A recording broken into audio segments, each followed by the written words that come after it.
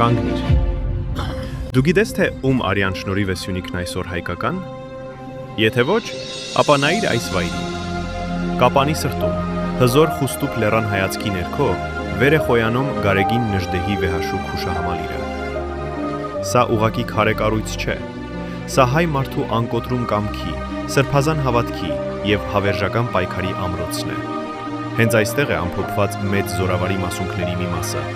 Այստեղ յուրաքանչյուր քար շնչում է պատմությամբ, հպարտությամբ ու անձնազոհությամբ։